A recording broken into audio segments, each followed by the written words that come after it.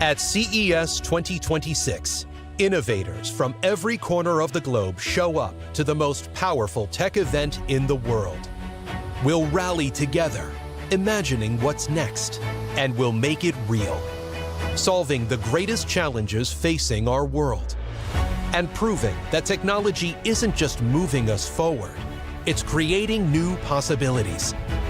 Here, AI isn't an idea, it's intelligence in motion. The innovators, the storytellers, and the game changers come together to redefine the landscape of content, creativity, and culture.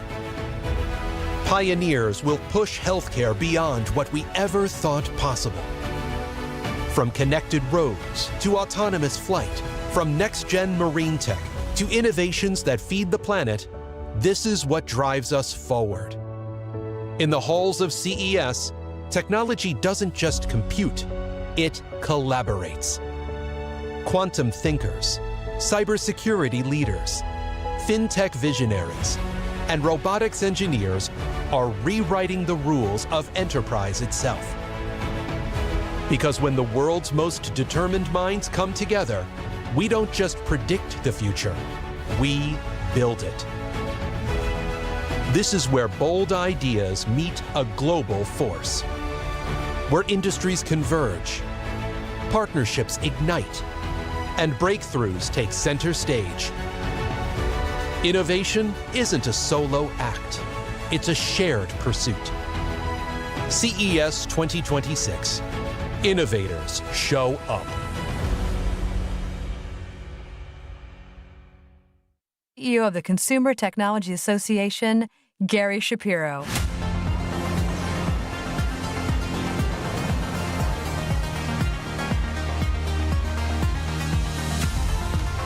Thank you very much. Good evening, everyone. Welcome to Las Vegas CES 2026 with our first keynote of the year. Every year, CES gives us a front row seat to the ideas and breakthroughs that shape the next decade. But it's actually the people behind those breakthroughs, the leaders challenging what's possible, who truly define the moment. Tonight, we get a head start to CES 2026 with one such leader. You know, CES has always been a platform for bold vision and ambition. It's where ideas become industries and where the next era of human progress first takes shape. And this year, as AI accelerates change across every sector, it's more important than ever that we hear directly from the architects building the systems and breakthroughs that will define our very future.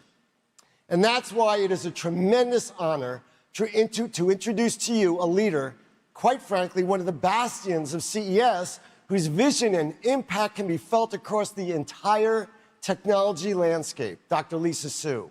Lisa is no stranger to this stage. She has keynoted CES before, and each time she's done so, she's helped set the tone for the industry and the year ahead.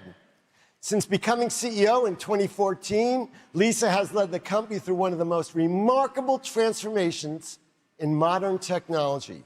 Under her leadership, AMD reinvented itself through relentless innovation in high performance and AI computing, delivering products that now power AI training and inference, scientific research, enterprise workloads, cloud infrastructure, and the devices and experiences which millions of people rely on every single day.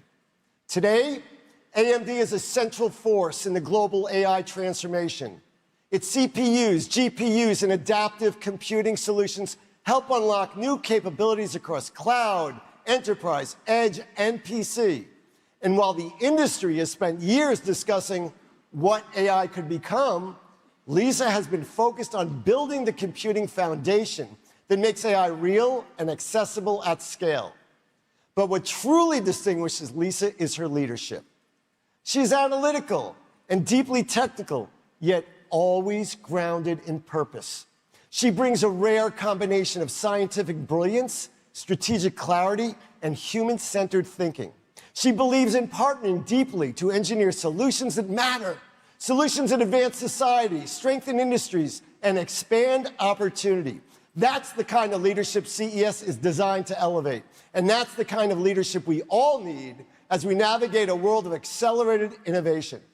Tonight, Lisa will share AMD's vision for how high-performance computing and advanced AI architectures will transform every part of our digital and physical world, from research, healthcare, and space exploration to education and productivity.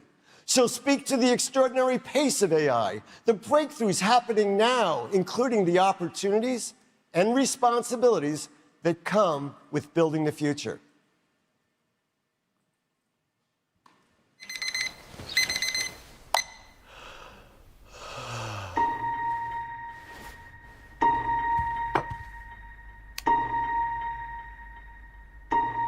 Hello, and welcome to this unique moment in human history.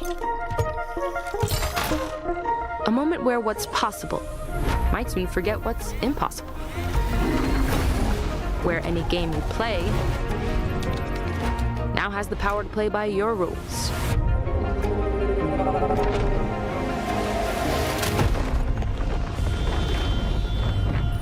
Where AI not only helps model the possibilities of what a city can be, but make sure our kids never forget what our cities used to be.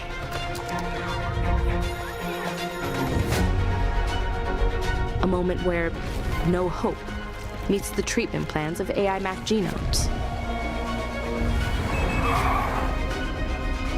Where no driver officially has better reflexes than any driver who's ever lived. And where no signal can no longer stop you from sharing. Show me, show me, show me. This.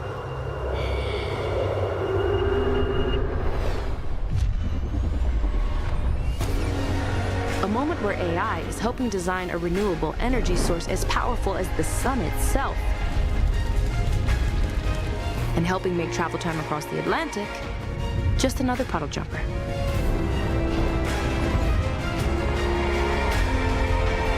But as fast as everything's changing, there's one thing that won't.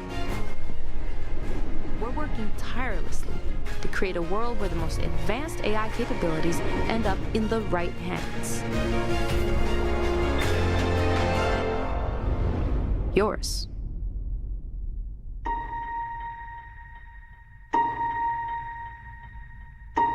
So just keep walking, even though.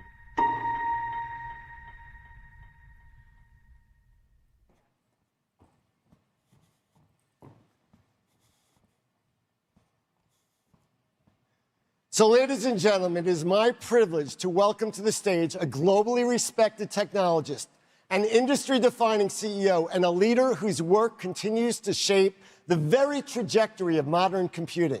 Ladies and gentlemen, please join me in welcoming to the stage Chair and CEO of AMD, Dr. Lisa Su.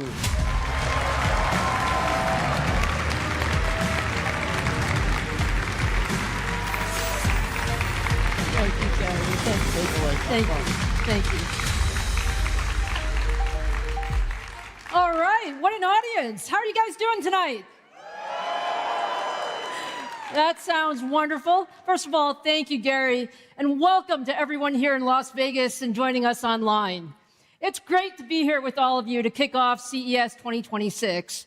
And I have to say, every year, I love coming to CES to see all the latest and greatest tech and catch up with so many friends and partners. But this year, I'm especially honored to be here with all of you to open CES. Now, we have a completely packed show for you tonight, and it will come as no surprise that tonight is all about AI.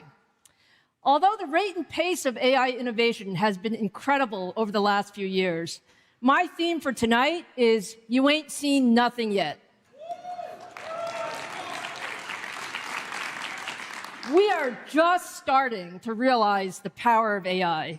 And tonight, I'm going to show you a number of examples of where we're headed. And I'll be joined by some of the leading experts in the world, from industry giants to breakthrough startups. And together, we are working to bring AI everywhere and for everyone. So let's get started. At AMD, our mission is to push the boundaries of high performance and AI computing to help solve the world's most important challenges. Today, I'm incredibly proud to say that AMD technology touches the lives of billions of people every day. From the largest cloud data centers to the world's fastest supercomputers to 5G networks, transportation, and gaming, every one of these areas is being transformed by AI. AI is the most important technology of the last 50 years, and I can say it's absolutely our #1 priority at AMD. It's already touching every major industry, whether you're going to talk about healthcare or science or manufacturing or commerce, and we're just scratching the surface. AI is going to be everywhere over the next few years. And most importantly, AI is for everyone. It makes us smarter. It makes us more capable. It enables each one of us to be a more productive version of ourselves. And at AMD, we're building the compute foundation to make that future real for every company and for every person. Now, since the launch of ChatGPT a few years ago, I'm sure we all remember the first time we tried it. We've gone from 1 million people using AI to now more than 1 billion active users. This is just an incredible ramp. It took the internet decades to reach that same milestone. Now, what we are projecting is even more amazing. We see the adoption of AI growing to over 5 billion active users as AI truly becomes indispensable to every part of our lives, just like the cell phone and the internet of today. Now, the foundation of AI is compute. With all of that user growth, we have seen a huge surge in demand in the global compute infrastructure, growing from about 1 zettaflop in 2022 to more than 100 zettaflops in 2025. Now, that sounds big. That's actually 100 times in just a few years. But what you're going to hear tonight from everyone is we don't have nearly enough compute for everything that we can possibly do. We have incredible innovation happening. Models are becoming much more capable. They're thinking and reasoning. They're making better decisions. And that goes even further when we extend that to agents overall.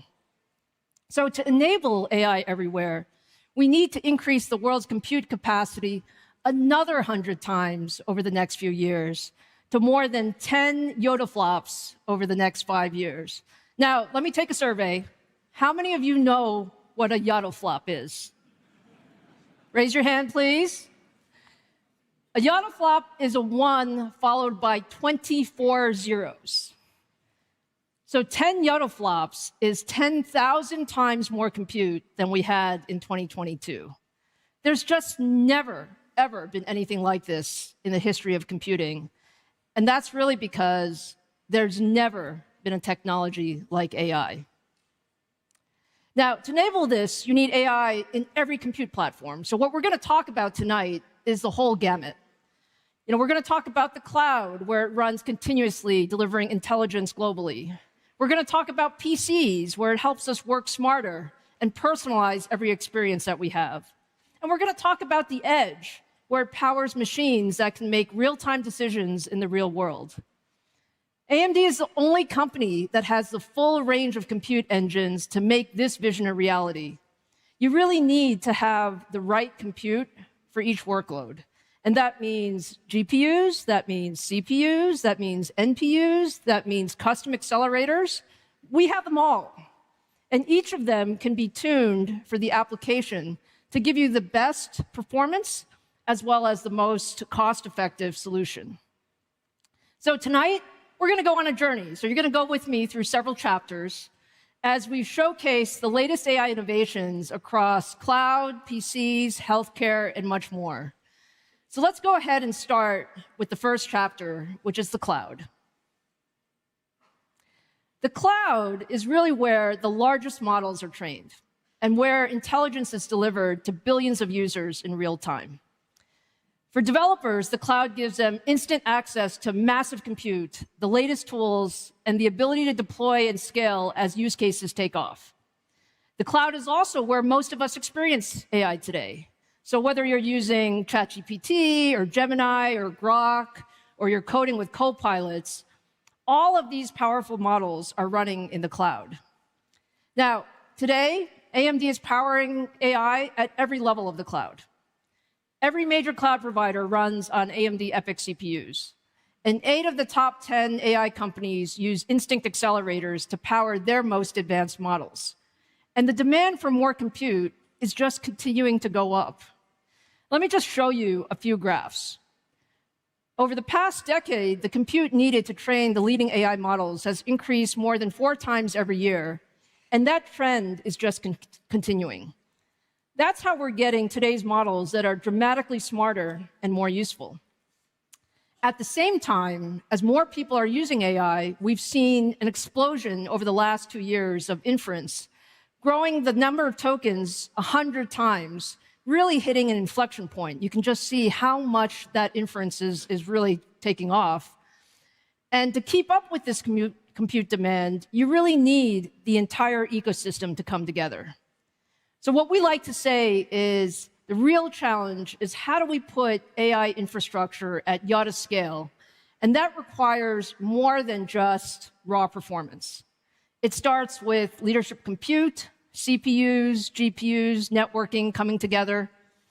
It takes an open modular rack design that can evolve over product generations. It requires high-speed networking to connect thousands of accelerators into a single unified system.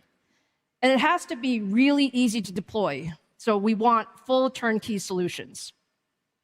That's exactly why we built Helios, our next generation rack scale platform for the YATA scale AI era. Helios requires innovation at every single level: hardware, software, and systems. It starts with our engineering teams, who designed our next generation Instinct MI455 accelerators to deliver the largest generational performance increase we've ever achieved.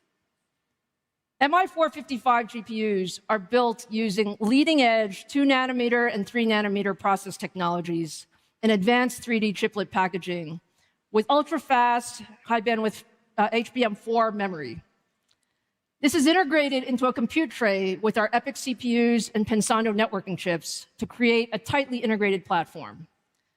Each tray is then connected with high-speed ultra-accelerator link protocol tunneled over Ethernet, which enables the 72 GPUs in the rack to function as a single compute unit. And then from there, we connect thousands of Helios racks to build powerful AI clusters using industry-standard Ultra Ethernet NICs and Pensando programmable DPUs that can accelerate AI performance even more by offloading some of the tasks from the GPUs. Now, we are at CES. It is a little bit about show and tell. So I am proud to show you Helios right here in Vegas, the world's best AI rack.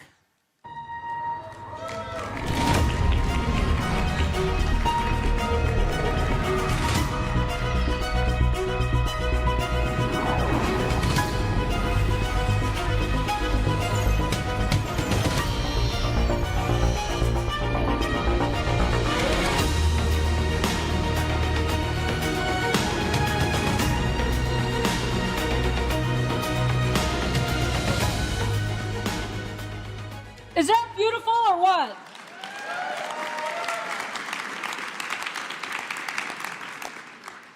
Now, for those of you who have not seen a rack before, let me tell you, Helios is a monster of a rack. This is no regular rack, okay? This is a double-wide design based on the OCP Open Rack Wide standard developed in collaboration with Meta. And it weighs nearly 7,000 pounds. So, Gary, it took us a bit to get it up here, just so you know. But we wanted to show you what is really powering all of this AI. It is actually more than 2 compact cars. Now, the way we've designed Helios was really working closely with our lead customers, and we chose this design so that we could optimize serviceability, manufacturability, and reliability for next-generation AI data centers. Now, let me show you a few other things. At the center of Helios is the compute tray. So let's take a closer look at what one of those trays look like.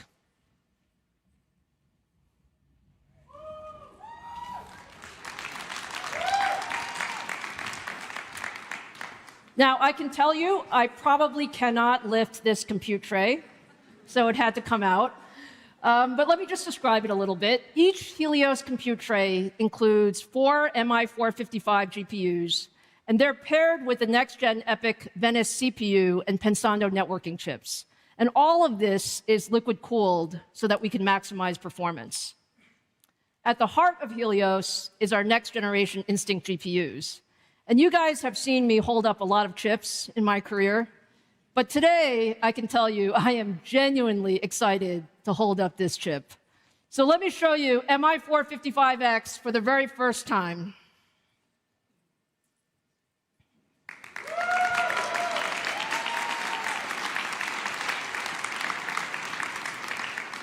MI455 is the most advanced chip we've ever built. It's pretty darn big.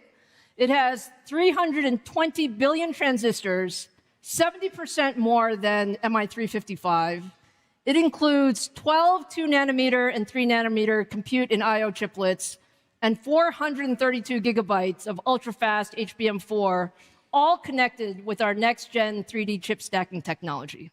So we put 4 of these into the compute trays up here. And then driving those GPUs is our next-generation EPYC CPU, codenamed Venice. Venice extends our leadership across every dimension that matters in the data center. More performance, better efficiency, and lower total cost of ownership. Now, let me show you Venice for the first time. I have to say, this is another beautiful chip.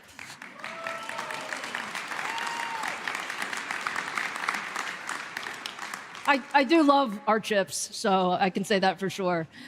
Venice is built with 2-nanometer process technology and features up to 256 of our newest high-performance Zen 6 cores. And the key here is we actually designed Venice to be the best AI CPU. We doubled the memory and GPU bandwidth from our prior generation, so Venice can feed MI455 with data at full speed, even at rack scale. So this is really about co-engineering. And we tie it all together with our 800 gig Ethernet Pensando Vulcano and Selena networking chips, delivering ultra-high bandwidth as well as ultra-low latency, so tens of thousands of Helios racks can scale across the data center. Now, just to give you a little bit of the scale of what this means, that means that each Helios rack has more than 18,000 CDNA 5 GPU compute units and more than 4,600 Zen 6 CPU cores, delivering up to 2.9 exaflops of performance. Each rack also includes 31 terabytes of HBM4 memory, an industry-leading 260 terabytes per second of scale-up bandwidth, and 43 terabytes per second of aggregate scale-out bandwidth to move data in and out incredibly fast. Suffice it to say, those numbers are big. When we launch Helios later this year, and I'm happy to say Helios is exactly on track to launch later this year, we expect it will set the new benchmark for AI performance. And to put this performance in context, just over 6 months ago, we launched MI355, and we delivered up to 3x more inference throughput versus the prior generation. And now with MI455, we're bending that curve further, delivering up to 10 times more performance across a wide range of models and workloads. That is game-changing. MI455 allows developers to build larger models, more capable agents, and more powerful applications. And no one is pushing faster and further in each one of these areas than OpenAI. To talk about where AI is headed and the work that we're doing together, I'm extremely happy to welcome the president and co-founder of OpenAI, Greg Brockman, to the stage.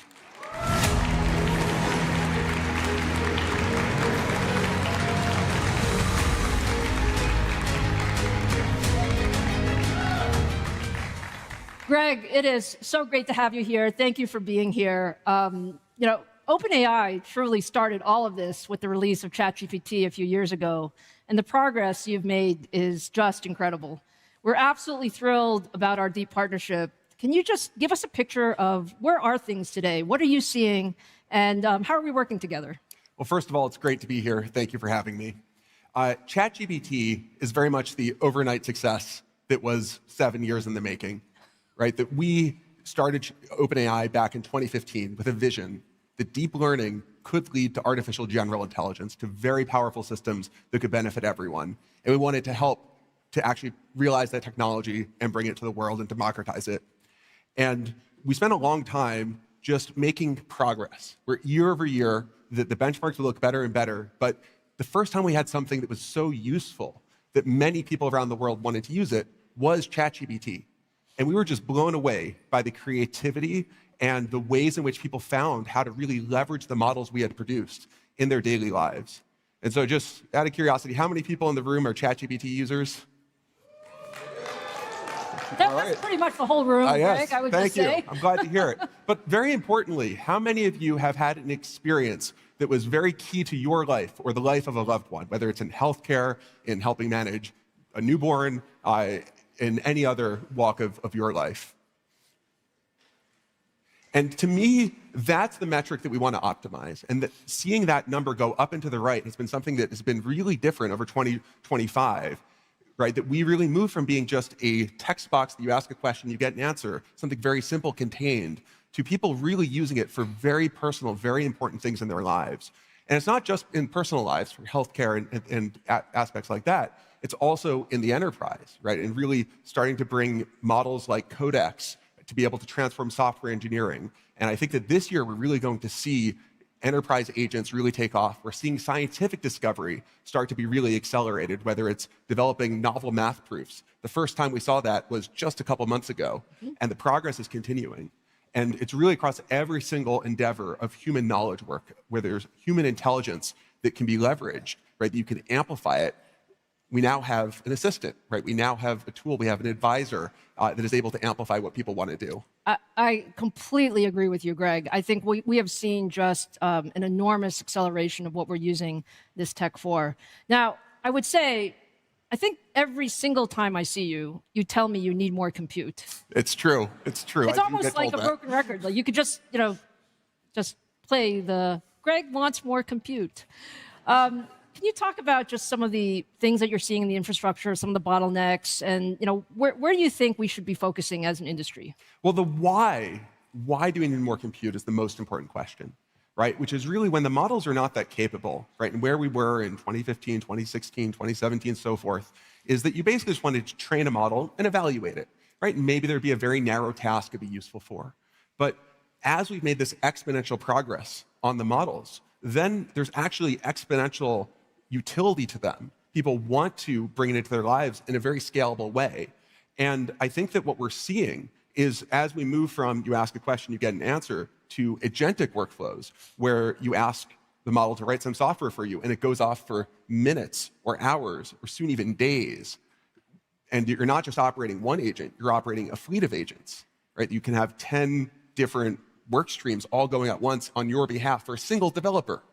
Right? And that it should be the case that you wake up in the morning, and this is the kind of thing we are going to build, by the way, and ChatGPT has taken items off your to-do list at home and at work.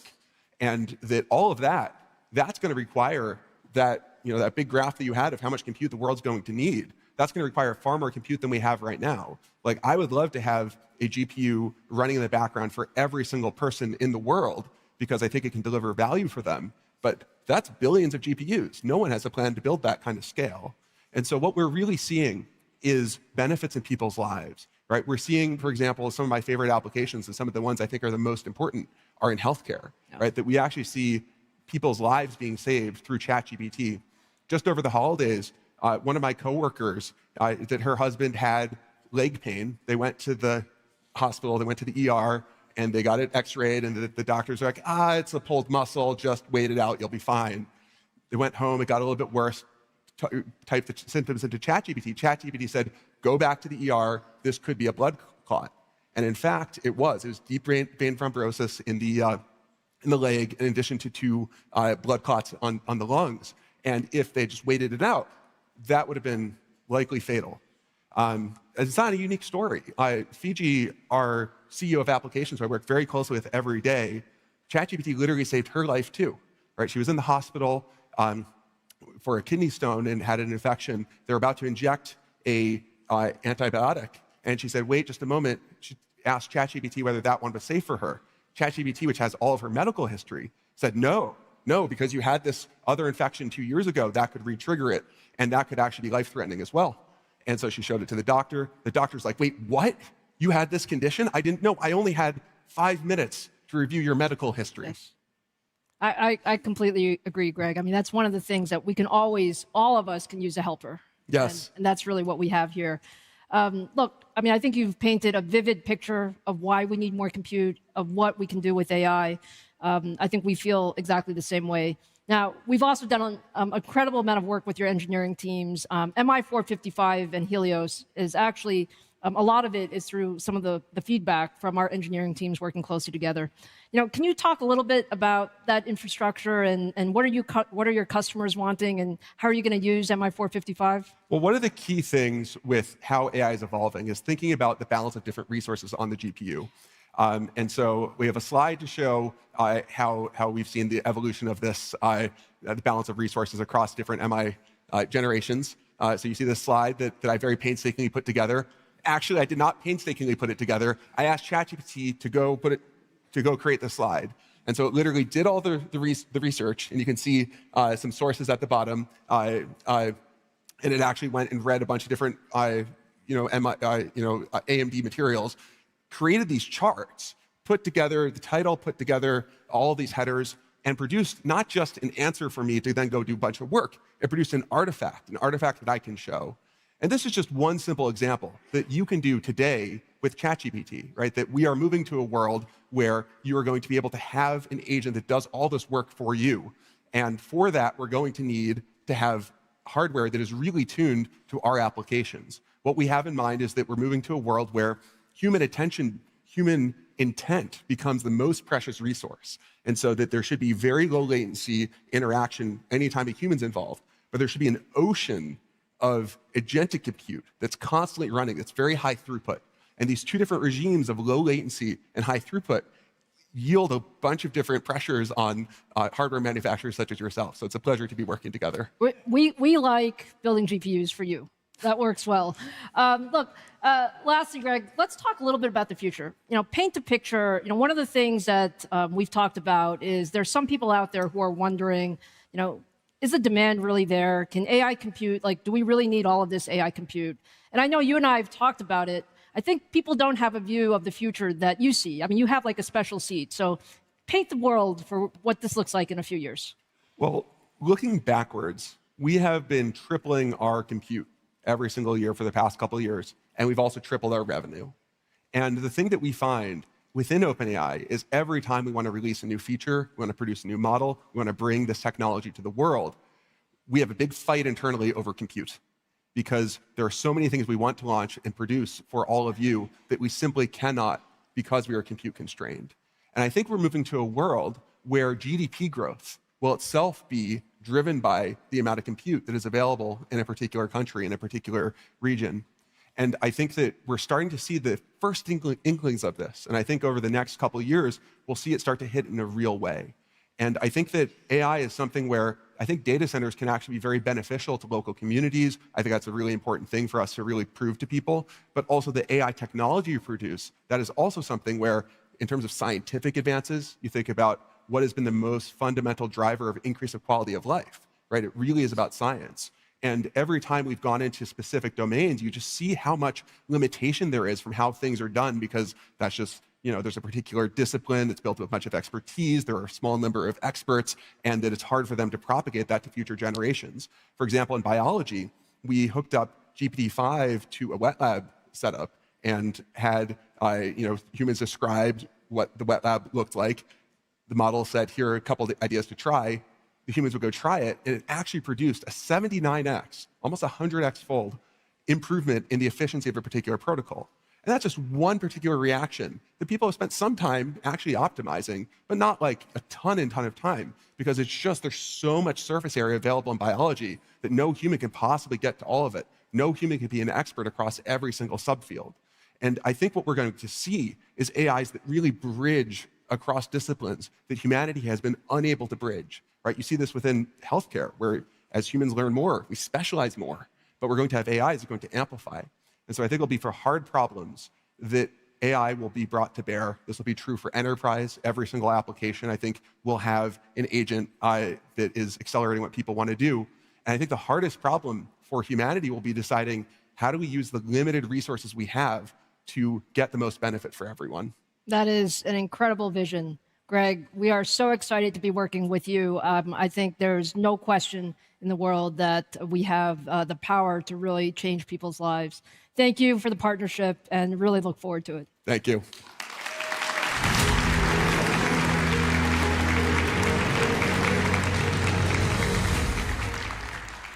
So, as you heard from Greg, compute is key, and MI455 is a game changer. But with the MI400 series, we've designed a full portfolio of solutions for cloud, enterprise, supercomputing, and sovereign AI. At the top is Helios, that's built for the bleeding-edge performance, hyperscale training, and distributed inference at rack scale. For enterprise AI deployments, we have Instinct MI440X GPUs that deliver leadership training and inference performance in a compact 8-GPU server designed for easy use in today's existing data center infrastructure. And for sovereign AI and supercomputing, where extreme accuracy matters the most, we have the MI430X platform that delivers leadership hybrid computing capabilities for both high-precision scientific and AI data types. This is something unique that we at AMD do. Because of our chiplet technology, we can actually have the right compute for the right application. Now, hardware is only part of the story. We believe an open ecosystem is essential to the future of AI. Time and time again, we've seen that innovation actually gets faster when the industry comes together and aligns around an open infrastructure and shared technology standards. And AMD is the only company delivering openness across the full stack. That's hardware, software, and the broader solutions ecosystem. Our software strategy starts with ROCm. ROCm is the industry's highest performance open software stack for AI. We have day zero support for the most widely used frameworks, tools, and model hubs. And it's also natively supported by the top open source projects like PyTorch, VLLM, SGLang, Hugging Face, and others that are downloaded more than 100 million times a month and run out of the box on Instinct, making it easier than ever for developers to build, deploy, and scale on AMD. One of the exciting AI companies using AMD and ROCm to power their models is Luma AI. Please join me in welcoming the Luma AI CEO and co-founder Amit Jain to the stage.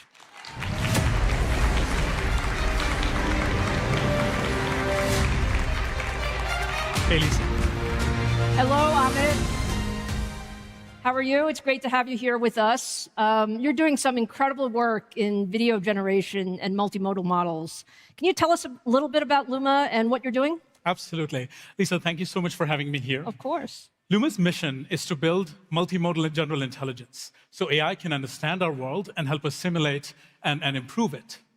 Most AI video and image models today, they're in early stages, and they're used to generate pixels. They're used to produce, pretty pictures. What is needed in the world are more intelligent models that combine audio, video, language, image all together.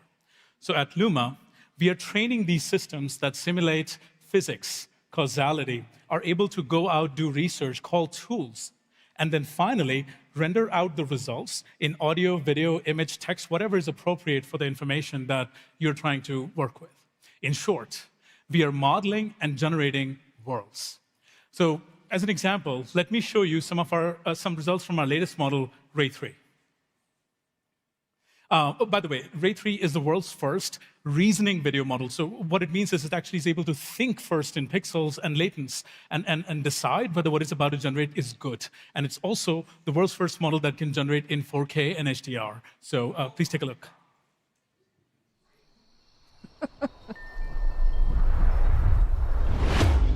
When you close your eyes, what do you see?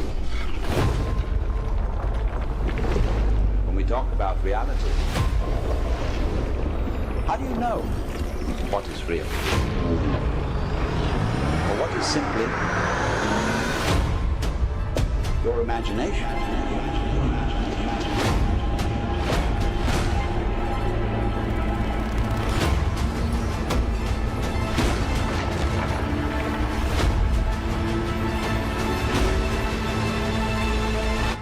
Now open your eyes.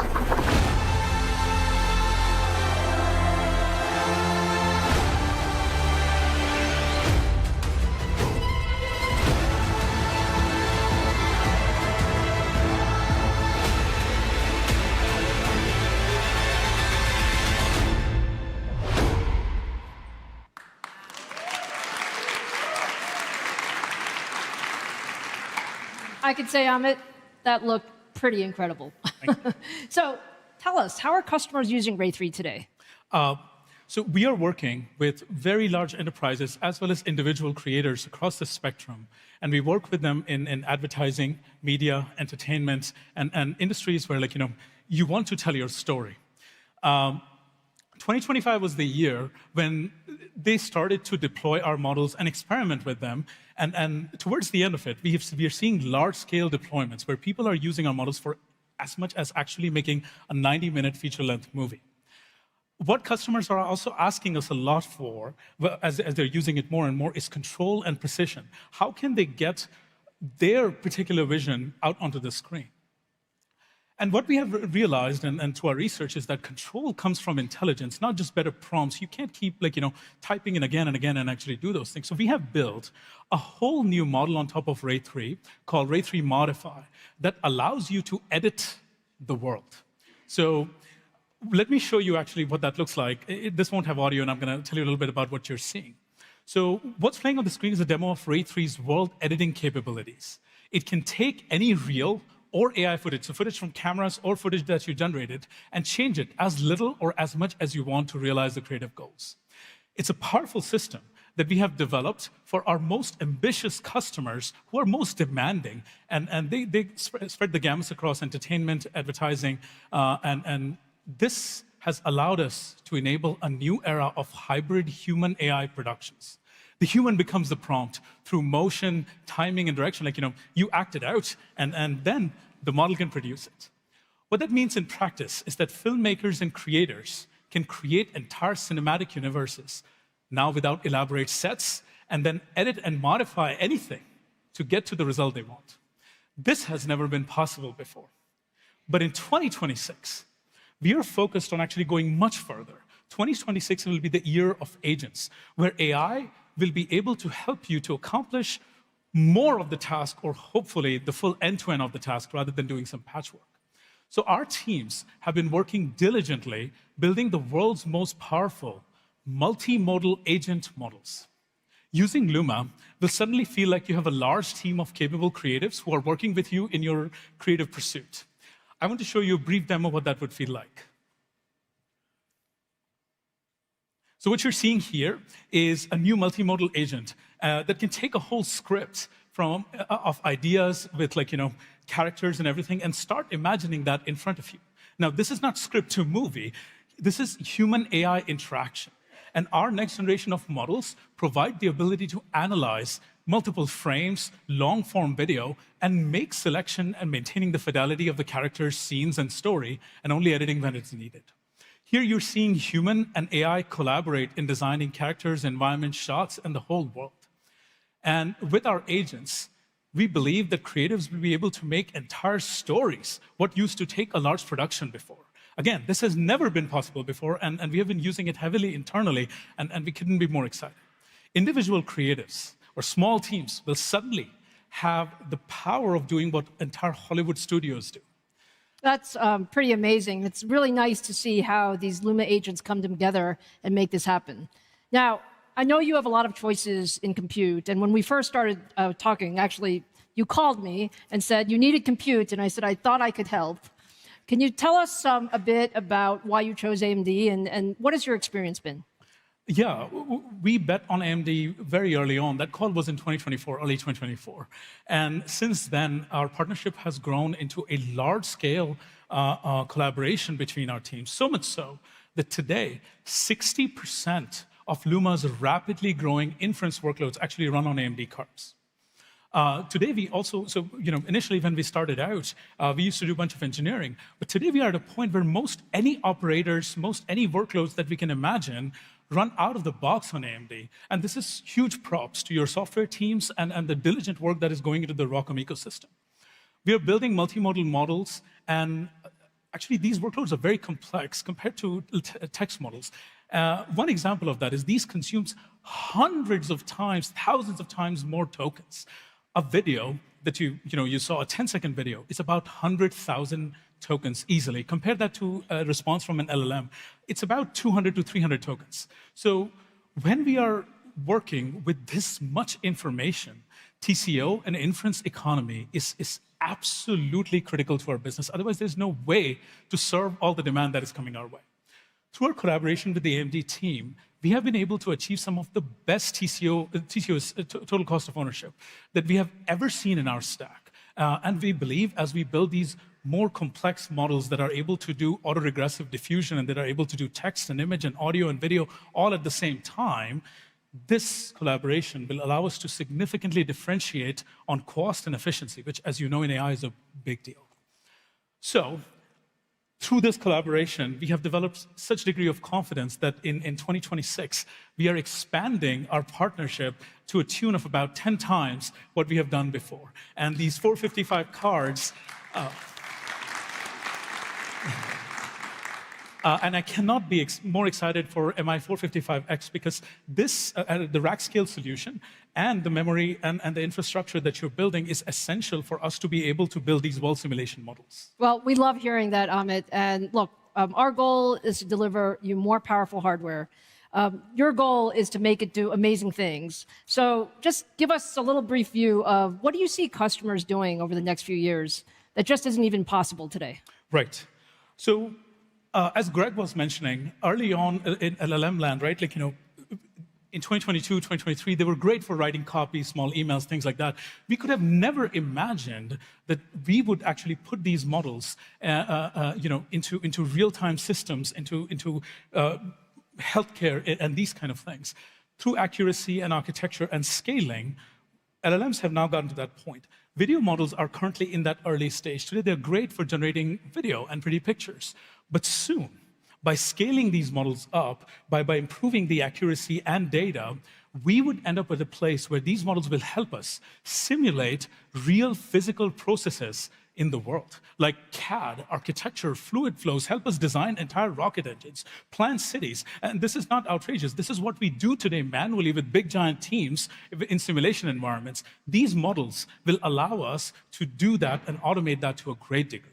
And as they become more and more accurate, multimodal models is what we need for the backbone of general-purpose robotics. Your home robot, will run hundreds of simulations in its head, in image and video, and then try out, okay, how do I do this? How do I solve this? So that it's able to do a lot more than current generation of LLM and VLM robots are able to do. This is how the human brain works. Humans are natively multimodal. Our AI systems will be as well. That sounds wonderful, Amit. Look, thank you so much for being here today. Thank you for the partnership, and we really look forward to all that you're going to do next. Thank you so much. Thank you.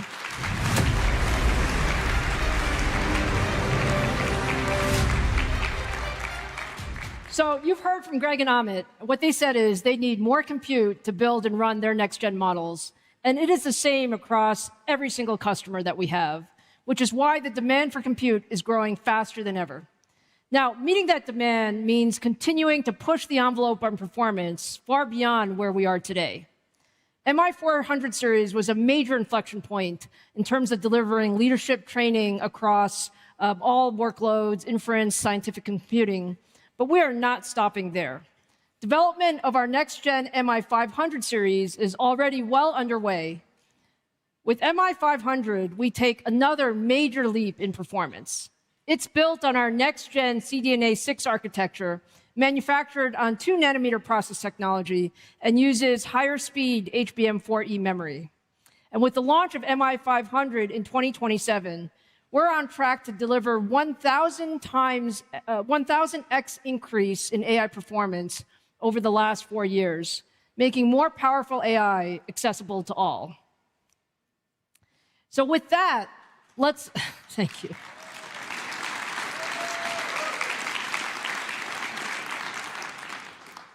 So with that, now let's shift from the cloud to the devices that make AI more personal, PCs.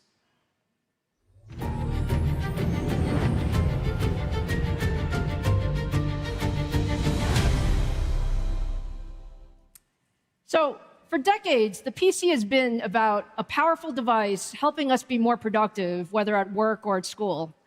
But with AI, the PC has become not just a tool, but it's a powerful, essential part of our lives as an active partner. It learns how you work, and it adapts to your habits, and it can help you do things faster than you've ever expected, even when you're offline. AI PCs are starting to deliver real value across a wide range of everyday tasks, from content creation and productivity to intelligent personal assistants. Let's just take a look at a few of the AI PC applications today. Starting with content creation. These videos were created from simple text prompts on a Ryzen AI Max PC, so not in the cloud, but in a local environment. Anyone can generate professional quality photos and videos in minutes with no design expertise. Microsoft has been a key enabler of AI PCs, helping bring next-generation capabilities directly into our productivity tools. For example, managing your meetings, summarizing emails, quickly finding files that you need, using real-time translation on video conferences. And with Microsoft Copilot, advanced AI capabilities are being built directly into the Windows experience to complete tasks faster. You just describe what you need, and the PC takes it from there. Now, at AMD, we saw the AI PC wave early, and we invested. That's why we've led every inflection point.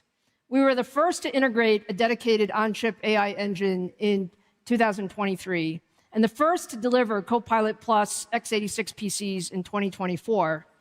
And with Ryzen AI Max, we created the first single-chip x86 platform that could run a 200 billion parameter model locally. And now we're extending that leadership again with our next-gen Ryzen AI notebook and desktop processors. So today, I'm proud to announce the new Ryzen AI 400 series, the industry's broadest and most advanced family of AI PC processors. Ryzen AI 400 combines up to 12 high-performance Zen 5 CPU cores, 16 RDNA 3.5 GPU cores, our latest XDNA 2 NPU delivering up to 60 TOPS of AI compute, and support for faster memory speeds. These flagship Ryzen AI mobile processors deliver significantly faster content creation and multitasking performance compared to the competition. Now, there's a lot of excitement for the Ryzen AI 400 series, and if you're walking around CES this week, you're going to see many notebooks launching this week. The first Ryzen AI 400 series PCs begin shipping later this month, with more than 120 ultra-thin gaming and commercial PCs launching throughout the year from every major OEM across every AI PC form factor.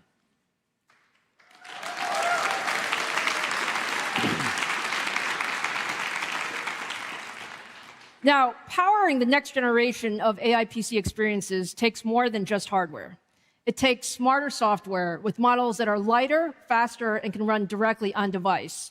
These are different than what you're seeing in the cloud.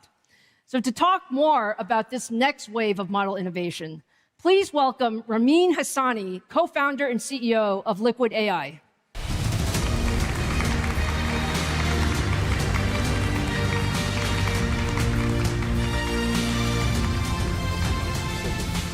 Ramin, it's great to have you here. I'm very excited about the work that you guys are doing at Liquid. You were really taking a different approach to models.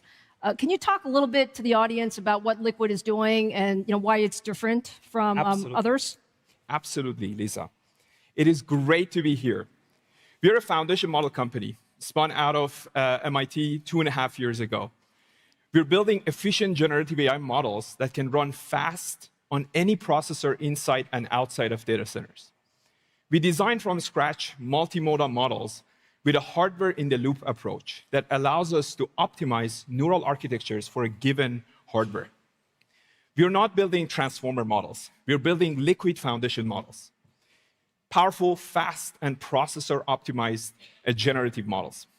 The goal is to substantially reduce the computational cost of intelligence from first principles without sacrificing quality.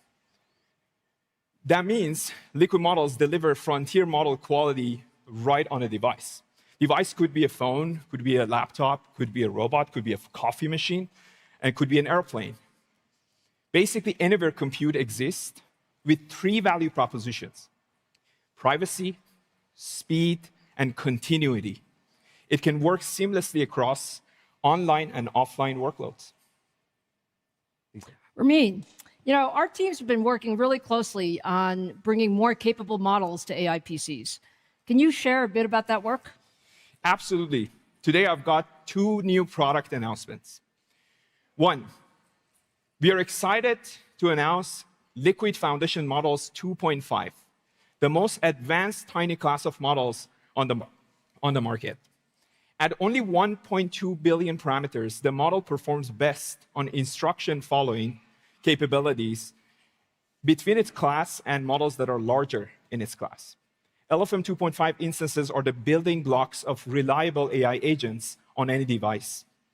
To put this in perspective for you, this model delivers instruction following capabilities better than the DeepSeek models and Gemini Pro kind of models, Gemini 2.5 Pro, right on the device. We are releasing 5 model instances: a chat model, an instruct model, a Japanese enhanced language model, a vision language model, and a lightweight audio model, audio language model, basically. These are highly optimized for AMD Ryzen AI CPUs, GPUs, and NPUs. And today, they're available for download on Hugging Face and on our own platform, Leap. You can enjoy them. That's pretty cool.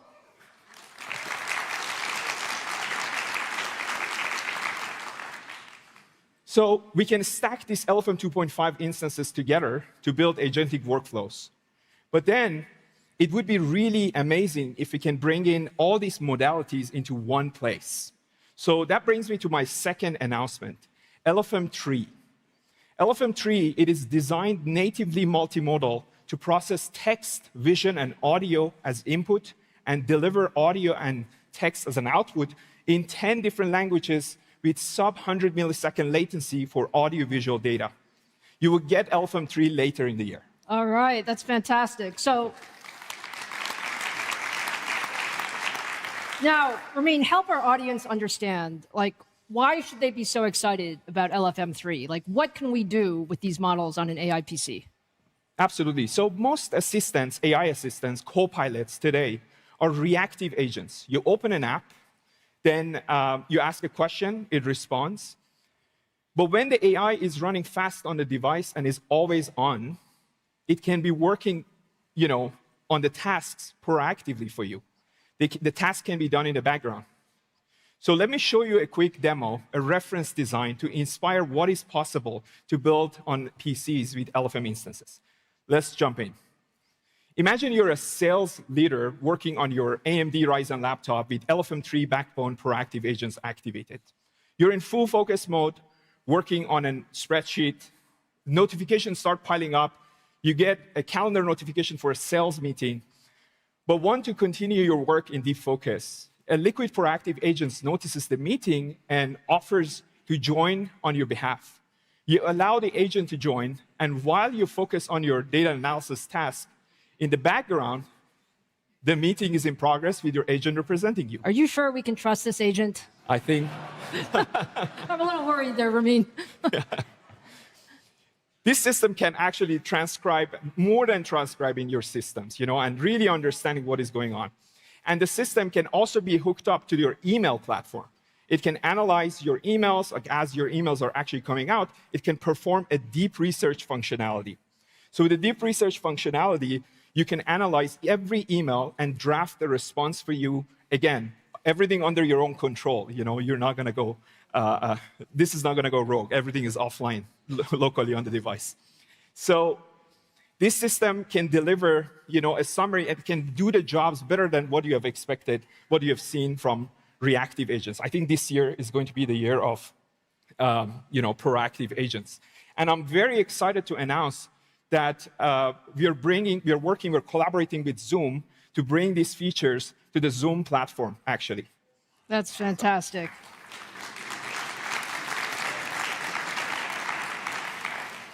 Ramin, we're really excited about what you're doing. I think you've just given people just a glimpse of what we can do when we bring, true AI capability to our PCs. So thank you. We're excited, and we look forward to all we're going to do together. Thank you so much. Thank you for having me. Thank you.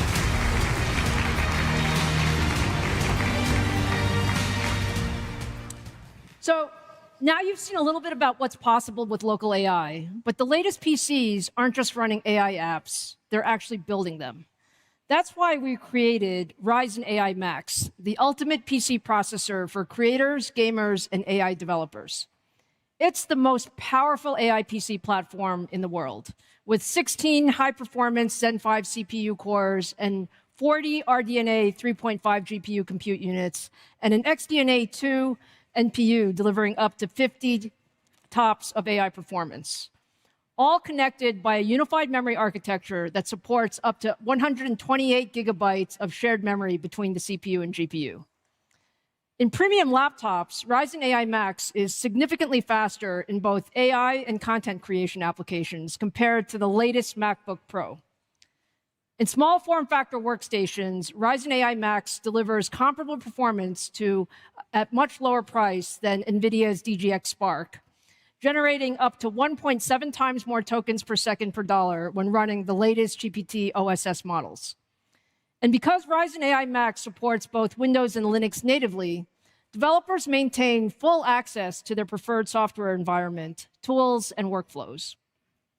Now, there are more than 30 Ryzen AI Max systems in market today, with new laptops, all-in-ones, and compact workstations launching at CES and rolling out throughout the year. But our mission is to advance AI everywhere for everyone. The truth is, there are AI developers, many of you in this room, who want access to platforms that enable you to develop on the fly. So we took this one step further. Today, I'm excited to announce the AMD Ryzen AI Halo, a new reference platform for local AI deployment.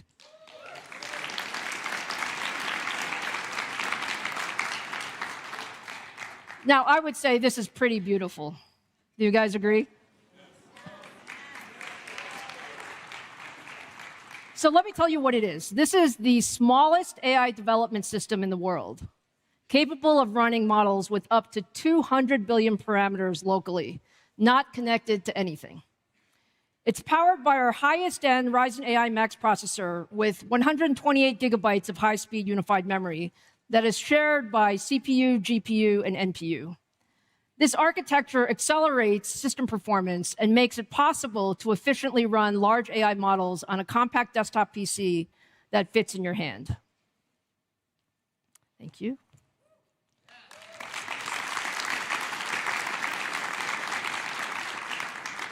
Halo supports multiple operating systems natively, ships with our latest ROCm software stack, comes preloaded with the leading open source developer tools, and runs hundreds of models out of the box. And this really gives developers everything you need to build, test, and deploy local agents and AI applications directly on the PC. Now, for all of you who are wondering, Halo is launching in the second quarter of this year, and we can't wait for folks to get their hands on them.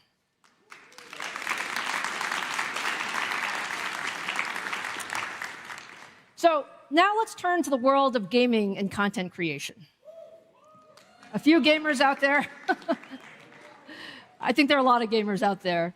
Look, every day, gamers and creators rely on AMD across Ryzen and Radeon PCs, Threadripper workstations, and consoles from Sony and Microsoft to deliver tens of billions of frames. And while the visual quality of those frames has advanced dramatically over the years, the way we build those worlds really hasn't. It still takes teams months or even years to bring a 3D experience to life. Now, AI is really starting to change that. To show what's next in 3D world creation, I'm honored to introduce one of the most influential figures in AI.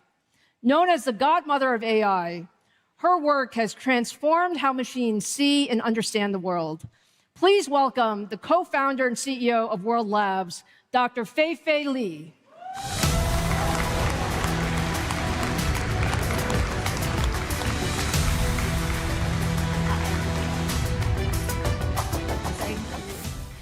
Fei-Fei, we are so excited to have you here. You know, you've been one of the leaders shaping AI for decades. Can you just give us a little bit of your perspective? Where are we today, and why did you start World Labs? Yeah, first of all, thank you, Lisa, for inviting me to be here. Congratulations to all the announcements. I can't wait to use some of them. So it's true that there has truly been great breakthroughs in AI progress in the past few years. And as you said, I've been around the block for a while, for more than 2 decades, and I really cannot be more excited than now by where things are going. So in the past few years, language-based intelligence in AI technology really has taken the world by storm. We're seeing the proliferation of all kinds of capabilities and applications.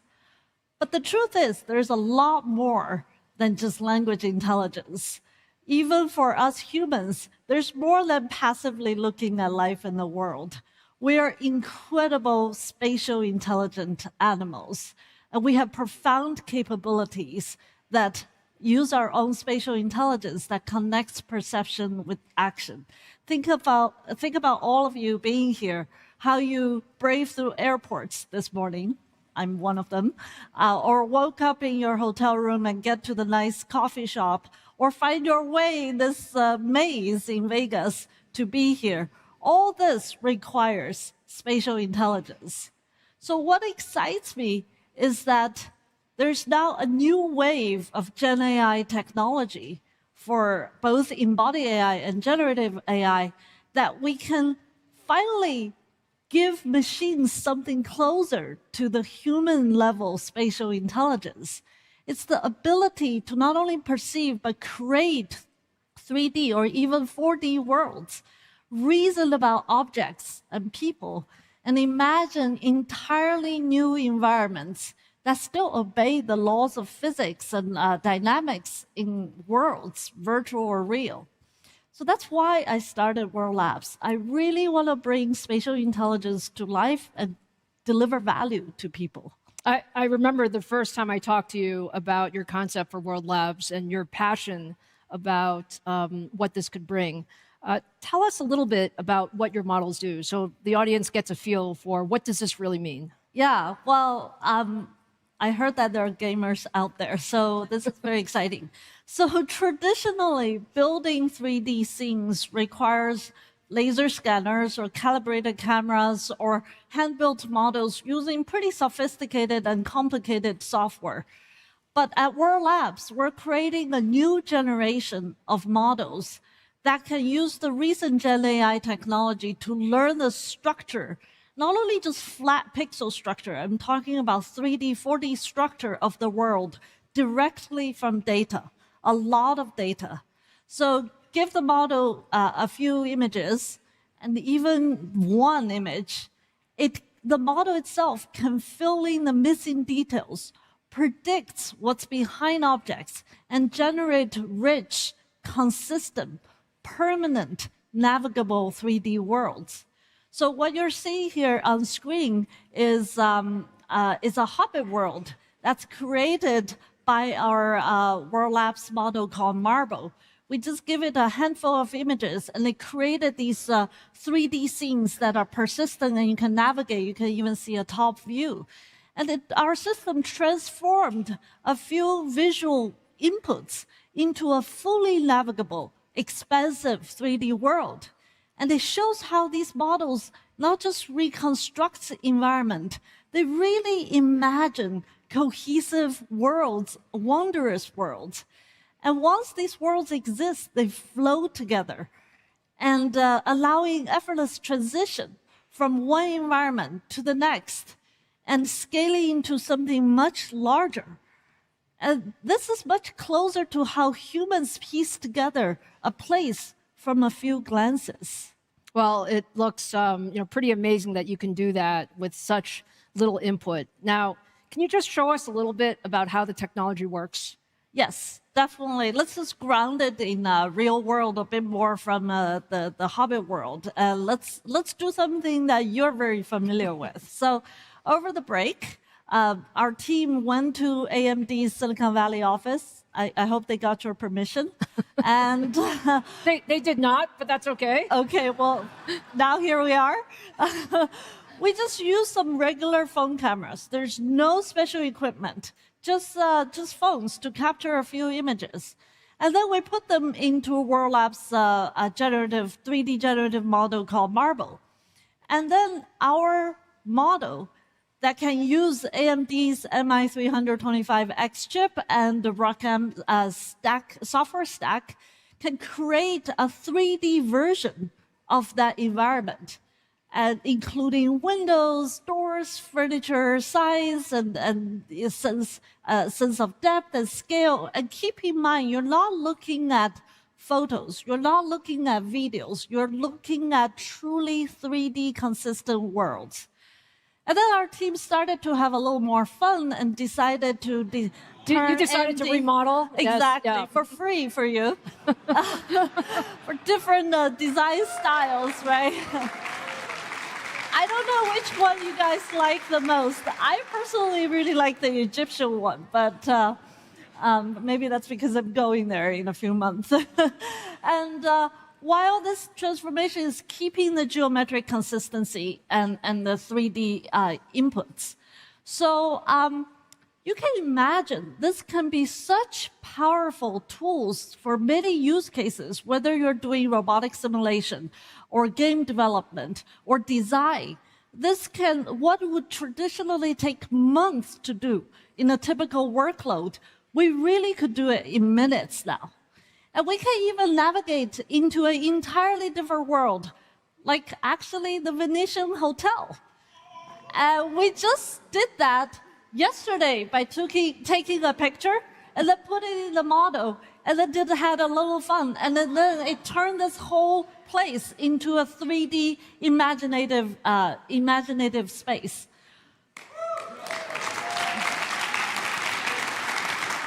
And now I'm sure you guys can take pictures and send it to Marble and experience this yourself.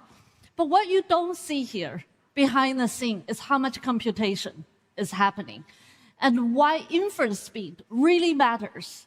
The faster we can run these models, the more responsive the world becomes. Instant camera moves, instant edits, and a scene that stays coherent as you actually navigate and explore. And that's what's really important. You know, Feifei, I think you're going to have a few people going out to your website to try Marble this we'll evening. Keep the server up. But look, that looked really amazing. Can you just share a little bit about your experience working with AMD and our work on Instinct and ROCm? Yeah, of course. And even though we are old friends, our partnership is relatively new. And I got to be honest, I'm very impressed by how quickly this came together. Part of our model is a real-time generative frame model. It was running on MI325X in under just a week. And then with AMD Instinct and ROCm, our teams were able to iterate really rapidly over a course of a few weeks to improve performance by more than 4-fold. And that was really impressive. That matters because spatial intelligence is fundamentally different from what came before. Teaching AI to understand and navigate 3D structure, have motion, understand physics requires enormous memory, massive parallelism, and very fast inference. And I was seeing your announcement. I can't wait to see platforms like MI450 continue to scale, and they will give us the ability to train larger world models, and just as importantly, to run them fast enough that these environments can feel alive, react instantly as the user or agents move, explore, interact, and create. No, that's wonderful. Thank you for those comments. Your team has been fantastic working together. Thank you. So, Feifei, with all the compute performance that we're going to give you and all of the innovation in your models, give the audience a view of what to expect over the next few years. Yeah, I know. And as you know me, I don't like to hype. I think the world... This is like called underhype, Feifei. So... No, I think we should just share what it is. It is going to be a changing world. A lot of workflows, a lot of things that were difficult to do will actually go through a revolution because of the incredible technology. So, for example, creators can now experience and create real-world scenes, scenes in real time, shaping what's in their mind's eye, experimenting with the space, the light, the movement, as if they are sketching inside a living world. And then intelligent agents, whether it's robots or vehicles or even tools, can learn inside very rich, physics-aware digital worlds before they even need to be deployed into the real one, making them much safer, make the development much faster, more capable, and more helpful to people. And designers, for example, or architects, can walk through ideas before anything is built, exploring form, flow, materials, and navigate spaces rather than just staring at static plans. So what excites me most is that this represents a shift in how AI shows up in our lives. We're moving from systems that understand words and images passively to systems that not only understand, but can help us to interact with the world. So Lisa, what we are sharing today, which is turning a handful of images or photos into coherent, explorable world in real time, is not a glimpse of the distant future anymore. It is really the beginning of the next chapter. So you and I talk about this even offline. We know as powerful as AI technology is, it's also our responsibility to deploy and develop it in ways that reflect true human values, that augment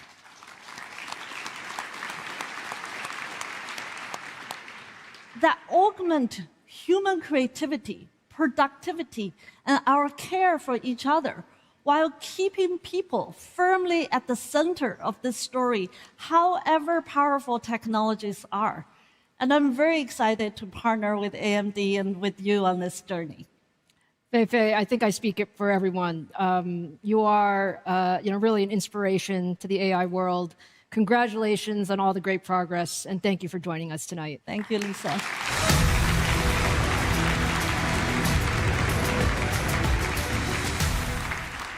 Okay, next shift. Now let's turn to the world of healthcare.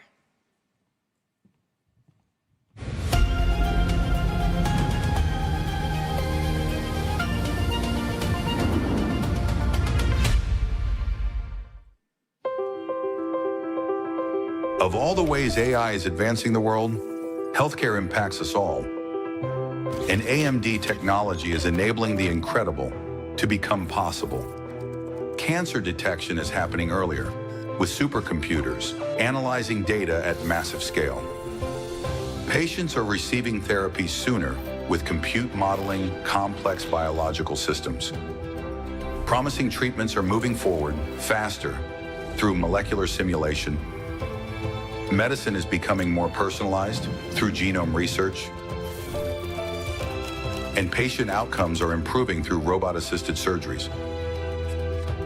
Our partners are using AI to accelerate science and better human health. Advanced by AMD.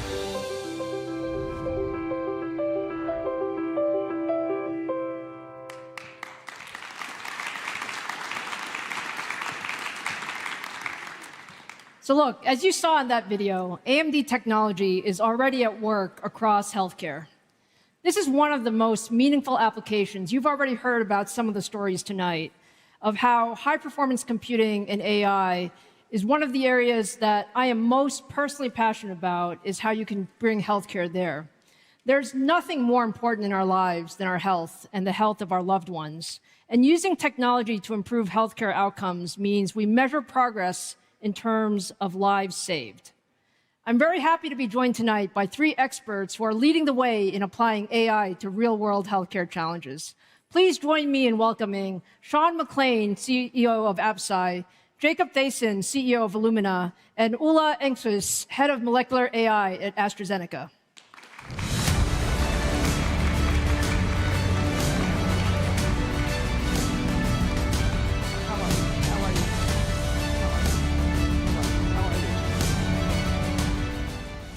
All right, guys, thank you so much for being here. You can see there's a lot of excitement about healthcare. Thank you for the tremendous partnership.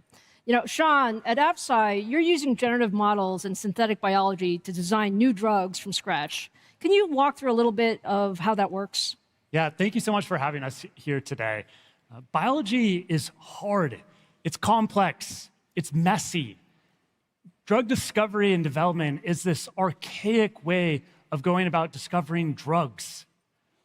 Ultimately, it's this trial and error process where you ultimately are searching for a needle in the haystack. But with generative AI and what we're doing at Absci, you're actually able to start creating that needle and being able to actually engineer in the biology that you want, being able to go after the diseases that have large unmet medical need, and being able to have the manufacturability, the developability that you want in the drug. We're actually able to start having precision engineering now because of AI with biology. Just like Apple is engineering an iPhone, or you all are engineering the 455s, we're able to start engineering biology.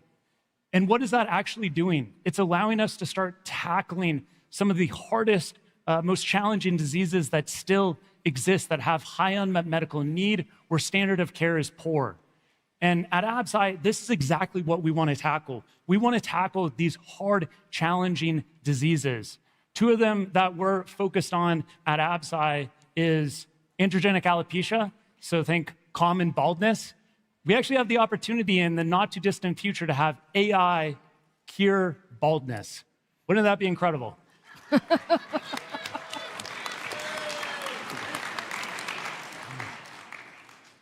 And not only that, be able to focus in areas that have been neglected. Women's health. For far too long, women's health has been pushed aside. And we have a drug that we are developing for endometriosis that affects 1 in 10 women, with the opportunity to potentially deliver a disease-modifying therapy for these women. This is what AI in drug discovery is all about.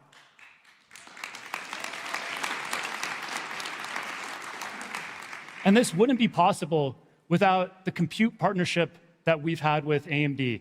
Lisa, you and Mark Papermaster invested in Absci roughly a year ago. And within that year, we've been able to scale the inference and be able to, in a single day, screen over 1 million drugs in 1 single day. That's incredible. And additionally, we're getting onto the 355s. And the memory there is going to allow us to contextualize the biology in a way that we haven't been able to before, and ultimately create better models for drug discovery. The future is really bright in AI and drug discovery. That's fantastic, Sean. Well, look, thank you for the partnership. We're really excited about all the work we're doing together. Now, Jacob, Illumina is really a leader in reading and understanding the human genome to improve health. How is AI helping in your work? And talk a little bit about what the impact is for the future of precision medicine. Yeah, absolutely, Lisa. And I'm super excited to be here. And we definitely share a deep passion for impacting health. So looking forward to everything we can do, the 2 companies together, both what we have done and what we're going to do. And of course, Sean, I'm rooting for that drug against baldness, for sure. So let me talk a little bit about Illumina. We are the world leader in DNA sequencing. And DNA, as you know, is the blueprint of life. which makes all of us unique. And therefore, it's essential to be able to measure that for prevent, diagnose, and treat diseases. In a simplified way, you can think about the human genome as 3 billion letters. So that actually is like a book with 200,000 pages in. And that is in each of our cells. Now, if there's just one mistake, a spelling mistake in that book, that can actually mean the difference between a long and healthy life and a short and terrible life. So accurate DNA sequencing is extremely important, but it's super data and compute intensive. In fact, we are generating in our sequences more data than is generated on YouTube every day. And therefore, the relationship with AMD is super important. We are using your FPGA and EPIC processes in our sequences every day, and that's the only way we can compute all that and translate that into insights. Over the past decade, our technology has already now been used, as we talked about, in drug discovery, but also impacting healthcare. Today, it's used for profiling terrible diseases like cancer and inherited diseases, and it's really very important to make sure, and we are impacting a lot of people's health out there and have saved a lot of millions of people's lives. But we're just getting started. But biology is super complex. So now, and our brain can't really comprehend all that. But the combination of using generative AI, genome, proteomics together is poised to completely change our understanding of biology over the next period of time. It will impact drug discovery, but it will also impact on how we prevent and treat early diseases. So really, it will change our way we think about longevity and healthier life. And we can only do that with the collaboration between us and all of us on the stage and the whole ecosystem. So I'm really excited about that. That's fantastic, Jacob.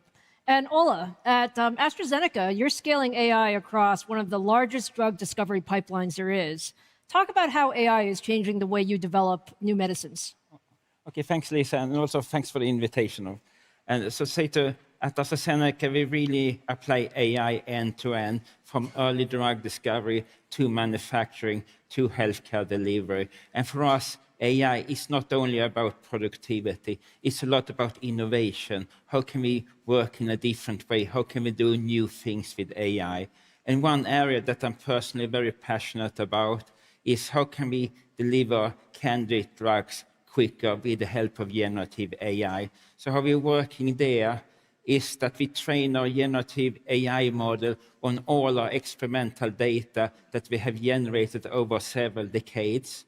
And then we use those models to virtually assess in the computer which hypothesis, which ideas of candidate drugs might work or not. And then we can assess millions of different potential candidate drugs.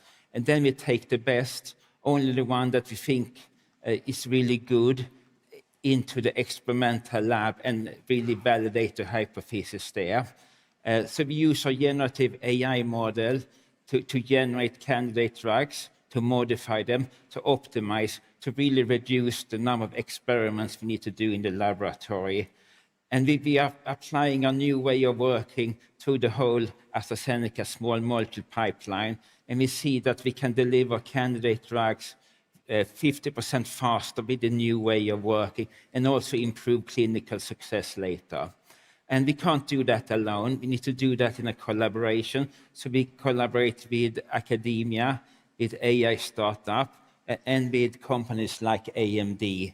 And one very important area for us is hyperscaling, because we have a lot of great data, and we really want to create the most optimal, best models we can.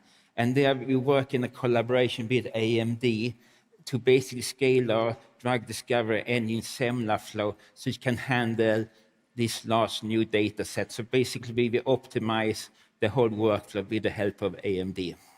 That's fantastic, Ola. Look, all of your stories are really amazing, and we're thrilled to be working with you to bring these things to life. Now, let's wrap up and think about, what's the one thing each of you are most excited about when it comes to how AI will improve healthcare? And maybe, Jacob, we'll start with you. Yeah, I'm just excited about the time we are in. This is the first time that you have technology that can create massive amount of data, the first time you have the compute power and the generative AI models that will truly change our understanding on, as I mentioned before, biology, that will be translated into huge impact on healthcare. Ola? So I think with AI, we can really transform the understanding of biology. So we can go to not only to treat diseases, but we should have the ambition as a community that in the future we can prevent chronic diseases. That's fantastic. Sean, bring us home. Absolutely. So to riff a little bit on what Ola said, I want to live in a world where we can interact with people before they get sick, where we can provide drugs and treatments to allow them to continue to live their healthy life, where they're metabolically healthy, they have a full head of hair, and they have that vitality that we all look for. Being able to go from sick care to preventative care to ultimately regenerative biology and medicine, where aging no longer is linear. That's the world that I want to live in, that AI is going to help us create. It's an exciting time.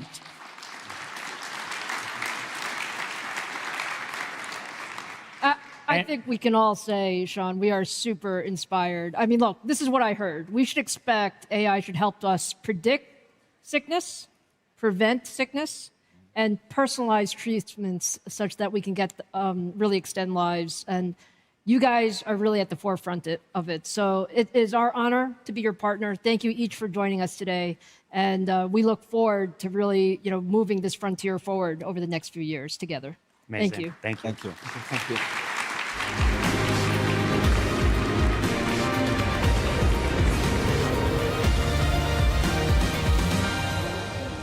All right. Now we're entering the world of physical AI.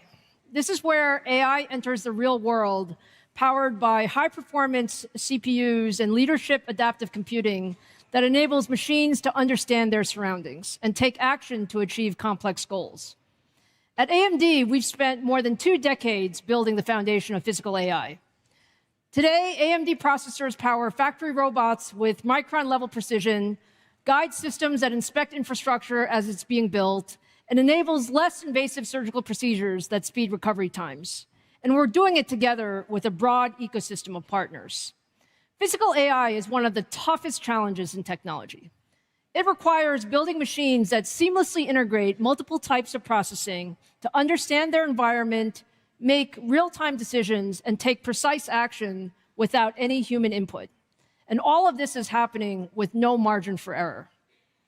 Delivering that kind of intelligence takes a full-stack approach. High-performance CPUs for motion control and coordination, dedicated accelerators to process real-time vision and environmental data, and with an open software ecosystem, developers can move fast and seamlessly across platforms and applications. Now, seeing is believing, so to show how some of this work is unlocking the next generation of robotics, please welcome CEO and co-founder of Generative Bionics, Daniela Pucci, to the stage.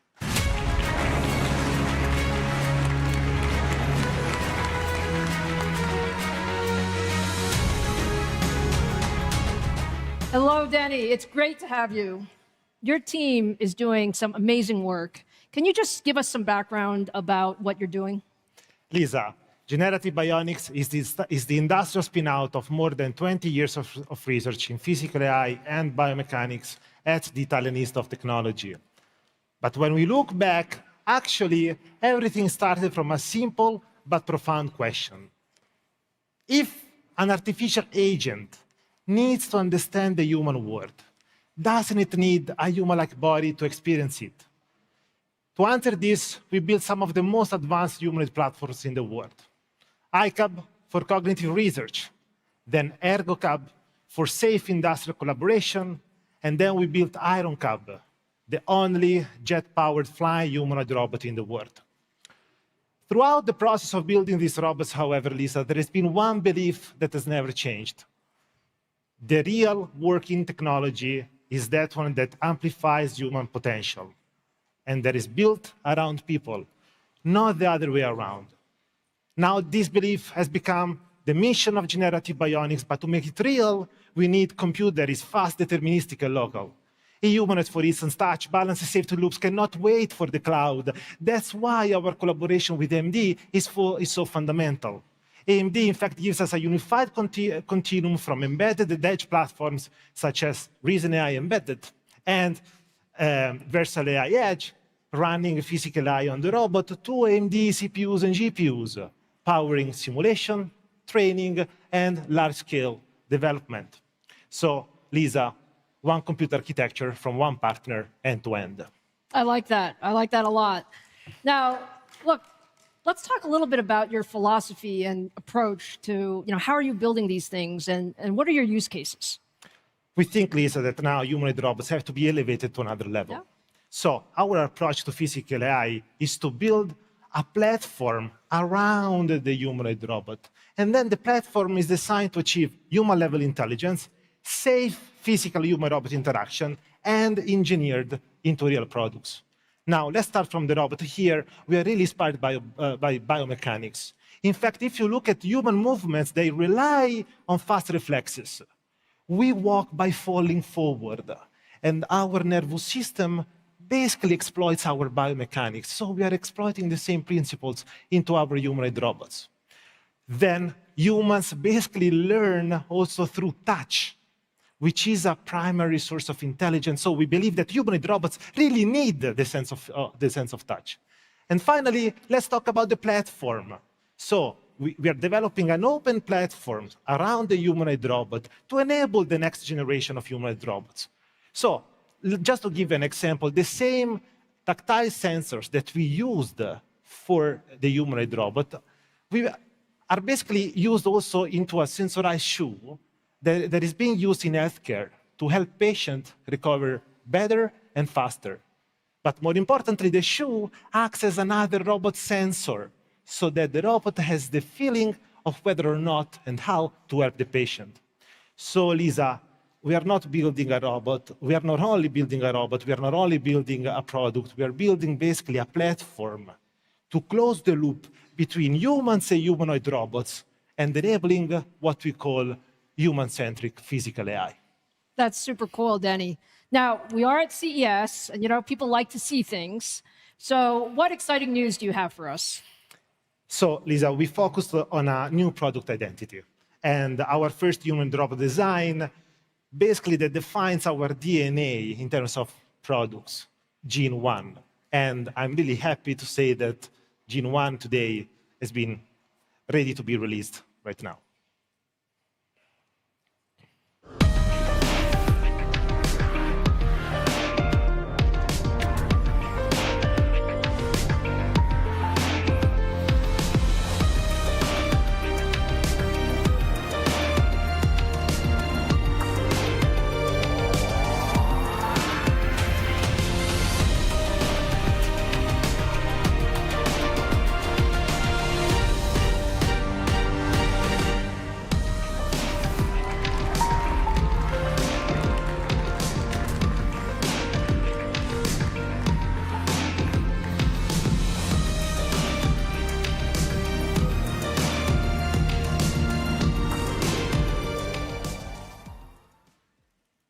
Is this gorgeous or what? Danny, tell us about Gene 1. So our vision is a future where humans remain at the center, supported by technology. That's why we focus on building humanoid robots that people can trust and accept. For us, acceptability means beauty, grace, and safety. Gene 1 is Italian by design. Is it really Italian? Yeah. But basically, what really sets Gene 1 apart is touch. A distributed tactile skin across the robot body allows Gene 1 to feel pressure, contact, and intention, making touch a primary source of intelligence. Just to give you examples why this is so important, in factories, touch makes possible basically to allow human-robot collaboration. And in healthcare, that is going to be pivotal. Basically, a patient can hold the robot and he can feel how to help the patient in the best way. So this enables safer decisions and more natural interaction in the real world, powered by AMD compute platforms. Our first commercial humanoid will be manufactured in the second half of 2026, and we are already working with industrial partners, including a leading steel manufacturer, to deploy these robots in safety-critical environments. Lisa, this is not science fiction, and we are making it happen thanks to you. Thank you so much, Danny. This is truly exciting. We are super excited about what Gene 1 can do. Thank you for being here. Thank you.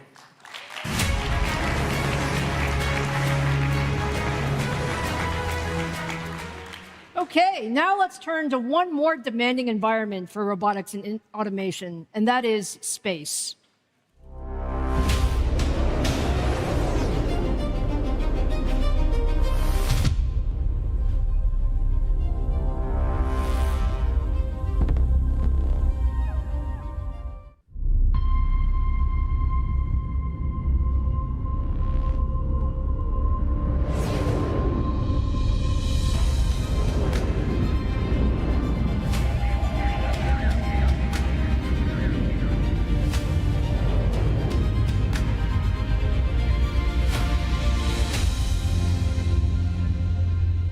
AMD technology is powering critical space missions today, from delivering satellite internet connectivity to remote communities, to enabling autonomous exploration of Mars, the moons of Jupiter, and beyond.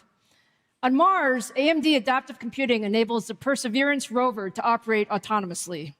That same technology is also powering robotic systems at NASA, JPL, and both the European and Indian space agencies, delivering reliable compute in some of the harshest and most unforgiving environments. One of the leaders in space exploration and a company using AMD technology to help build the next generation of spacecraft and lunar infrastructure is Blue Origin. Please welcome John Koulouris, Senior Vice President of Lunar Permanence at Blue Origin, to the stage.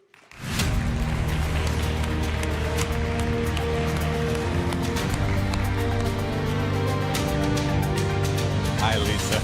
John, thank you so much for being here. You know, Blue Origin is doing just some amazing things. Talk to us a little bit about your mission and what you're working on. Yes, thank you everyone for having me here. I'm very excited to tell you about what we're doing. Jeff Bezos, our founder, likes to say that Earth is the best planet in the solar system. It's sustained life for millions of years. And as we explore the solar system, Earth will be the origin of that life, that pale blue dot that is Earth. And that's why our company is named Blue Origin. To protect that planet, we want to move heavy industry eventually off the Earth as we look to build things such as solar power satellites in low Earth orbit, settle the moon, settle Mars, explore the asteroid belt. We'll move on and we'll build that infrastructure so that eventually millions of people will be living and working in space for the benefit of Earth. And that starts with one person. Originally, we had Yuri Gagarin and Alan Shepard explore. Then the Apollo astronauts. Then just recently, the International Space Station celebrated 25 years of continuous human presence in space. The next step for us is lunar permanence. And our business unit that I'm lucky enough to be a part of is named Lunar Permanence specifically so that everyone knows immediately what we're trying to do, is establish a permanent presence of humanity on the moon. And that requires reliable, repeatable, low-cost operations and reliable and repeatable, low-cost equipment and vehicles. And AMD is a critical partner of ours to make that happen. Well, thank you so much for that, John. And look, talk a little bit about why high-performance computing is so important in your work, and especially as your missions are getting more complicated. Certainly. So space is the ultimate edge environment. The flight computers that we build are the heart and soul of our vehicles. That compute stack needs to be reliable, deterministic, and resilient. It needs to survive the environment of space. And what that means is we have mass constraints, power constraints, radiation considerations. And the AMD embedded architecture allows us to reduce mass, save power on these vehicles, and tolerate the demanding radiation environment of deep space. And I think when we think about all of this, looking ahead, talk a little bit about how AI is playing a bigger role in your future missions. Certainly. So AI's impact on Earth-based systems is well known. In fact, I've got to say, Lisa, and I kind of surprised you earlier today, AMD has been a phenomenal partner of Blue Origin. We, only a few months ago, started to talk to AMD about using the Versal 2 in our flight computer stack. And within a few months, the AMD team and the Blue Origin team worked tirelessly and were able to ship us units that we were then able to incorporate into development flight computers. We've now, in a couple of months, built the development flight computers that are flying in our vehicle testbed, and those will eventually power our Mark II lander. That Mark II lander will land astronauts on the moon as early as 2028. In fact, it was so impressive, we had a team of Blue Origin engineers working over the holidays, and we took the entire flight computer stack and were able to successfully simulate a landing on the moon. This has saved months and months of schedule. Now you take that to the AI use and how important it is for us. Right now at Blue Origin, AI use on Earth is critical. Every employee at Blue Origin has access to AI tools, whether it be for design, for analysis, for just basic pinging back and forth. AI has sped our development process so quickly that we're now looking, how do we bring this to spaceflight? And so what that means for spaceflight for us, that's the next great step, where AI becomes a complement to the astronaut, a co-pilot, if we will, identifying landing sites, looking out for hazards, being able to do that level of compute in a real-time environment is critically important to us. For me personally, though, you think of edge AI. What is really interesting is, as we go to explore the solar system, radio astronomy has been a passion of mine. And what radio astronomy is you're looking for weak signal radio frequencies that are being emitted throughout the universe. The problem we have is that Earth is a great emitter of radio frequency noise and interference, so it's hard to identify that. The far side of the moon provides a natural shelter, a barrier to that noise. So if we could land a Mark I vehicle on the far side of the moon, we could start to explore this untapped radio frequency environment. If we have edge AI, we can now utilize that to do the deep exploration to actually identify where we should be looking next. Because relay back to comms, doing this latency, really hurts our ability to explore. So by having it on the far side of the moon, the Mark I vehicle with edge AI will tell us, land the next vehicle here to optimize your exploration. That's really what excites me. I mean, that's super, super cool. Look, John, we're honored to work with you. I think it is an incredible mission that you have. Thank you so much for the partnership, and we look forward to what you do next. Absolutely. Thank you very much. Thank you.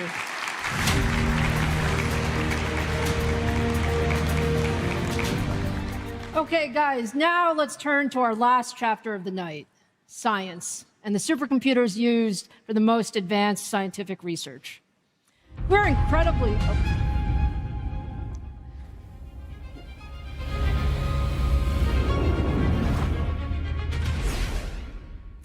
We are incredibly proud of our leadership in high-performance computing, and we have continued to push the bleeding edge of performance here. We're actually seeing a convergence between traditional high-performance computing systems and AI as we bring together the best of both of these worlds.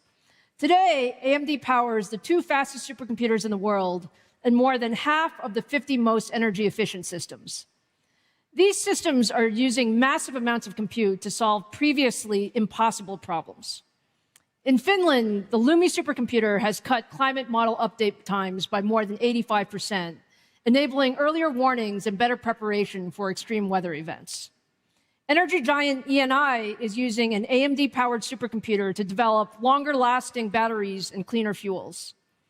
At Oak Ridge National Labs, the world's first exascale supercomputer is running Orbit 2, a hyper-resolution global model that allows us to predict unprecedented forecasting detail with nearly 99% accuracy.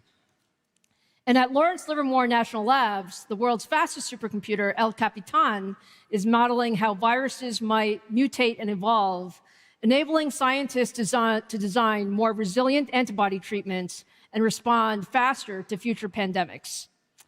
Going forward, there's a lot more that we can do to power the future of scientific discovery. We are actually working very closely with the US Department of Energy and America's national labs as part of the Genesis mission. Genesis is a national program launched late last year to accelerate the convergence of AI, supercomputing, and quantum computing. Together with Oak Ridge National Labs, we recently announced 2 new supercomputers that are part of the Genesis mission. The Lux computer, that is the first dedicated US AI factory for science that will come online early this year, and Discovery, the next flagship supercomputer planned in 2028.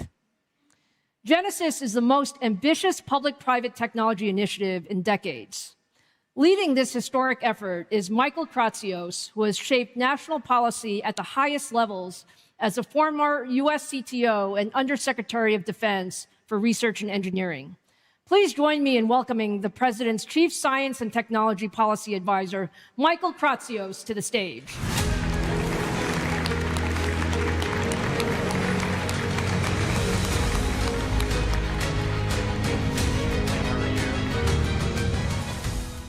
Michael, thank you so much for being here. I know just how busy you are. You've described this Genesis mission as a real moonshot with the largest mobilization of federal scientific resources in decades. Can you talk a bit about why Genesis is so important? The Genesis mission is a great example of how President Trump has moved fast in less than a year in order for the US to lean in and win the AI race. Genesis is the largest marshaling of federal scientific resources in recent history, and at a scale and an urgency at the Apollo mission or even the Manhattan Project. We are bringing together the unmatched power of our national laboratories, supercomputers, and the nation's top scientific and innovative minds with the goal of doubling the productivity and impact of American science within a decade. This whole of government approach represents a historic mobilization of resources, tasking the Department of Energy to integrate its world-class supercomputers and data sets into a unified, closed-loop AI platform. Integrating this data, the Genesis mission leverages the power of AI to automate experiment design, to accelerate simulations, and generate predictive models that accelerate federal R&D productivity. Priority areas of focus include the greatest scientific challenges of our time that can dramatically improve our nation's economic and national security. These span biotechnology, critical minerals, nuclear energy, space exploration, quantum, semiconductors, microelectronics. And a few weeks ago, we announced the first wave of industry partnerships to the Genesis mission, and that included AMD. So thank you for that. As a next step, we're working towards bringing even more federal resources into the Genesis mission, and this is going to include a variety of agencies, including the National Science Foundation, National Institutes for Health, and the National Institute for Standards and Technology. Well, look, thank you, Michael. We are very proud to be part of Genesis, super excited. If you look back, so many of the technologies that we have today really started with long-term public and private partnerships. So where do you see Genesis actually making the biggest impact beyond science?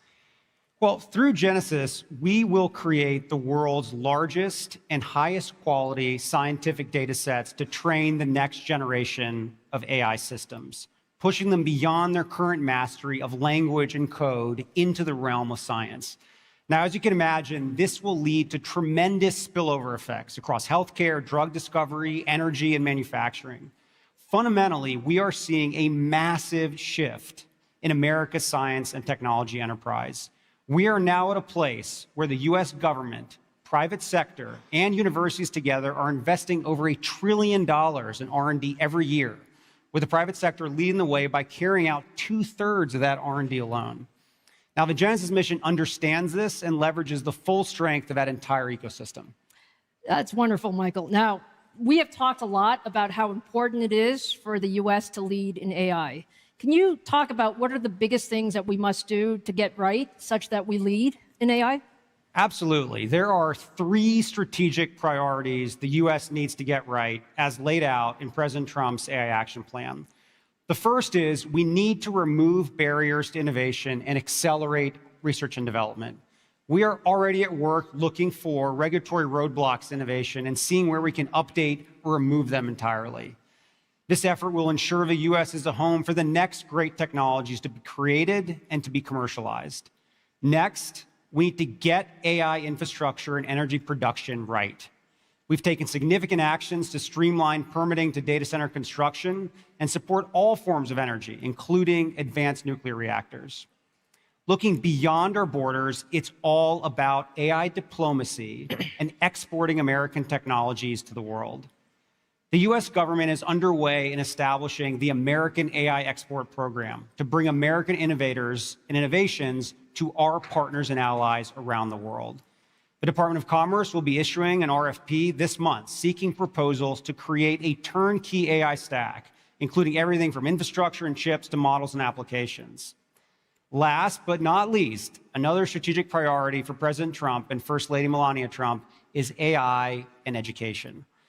I talked earlier about winning the AI race. Focusing on AI and education is about truly winning our AI future today. It starts by helping parents and teachers and students navigate AI's opportunities and challenges in the classroom. I am thrilled that in a matter of months, we are seeing tremendous participation with over 5,000 students and 1,000 educators across all 50 states signing up for the Presidential AI Challenge. Now, submissions close on January 20th, so please visit ai.gov to participate. And also look for these regional competitions that are ultimately going to culminate at a championship at the White House this summer. We've also secured over 200 pledges from leaders like AMD for free AI educational resources, including apprenticeships, access to AI top models, and curricula for so many teachers around the country. Michael, look, we're incredibly proud to support the AI Education Pledge and really to help expand access to AI education with more hands-on opportunities for students to learn and build. That's why we've actually committed $150 million to programs that bring AI into more classrooms and communities across the country. We're investing in the next generation of AI research and talent. We're building research collaborations with more than 800 educational institutions around the world, including many of the top engineering and computer programs. And we're also committing to developing coursework to promote our open ecosystem. So we're offering free online AI courses to reach over 150,000 students this year. So, Michael, I want to say thank you for your leadership on this topic and the First Lady's leadership. I can tell you that it certainly is making a difference in galvanizing the industry. Now, before you go, I have a very fun thing for us to do. It is really a moment for us to highlight some really amazing work as a direct outcome of the AI Education Pledge. So, a little bit of background. We recently partnered with Hack Club on a nationwide AI and robotics campaign. More than 15,000 high school students signed up, with the top teams coming together in Silicon Valley last month for an in-person hackathon to bring their designs to life. It's actually incredible to see what these students were able to build in just one weekend. You can imagine it was a little bit competitive at this hackathon, and as part of the recognition, we invited the top 3 teams to be here at CES, right here in the front row, so they could experience the biggest tech event of the year firsthand, and we could congratulate them in person. So let's give them a big round of applause.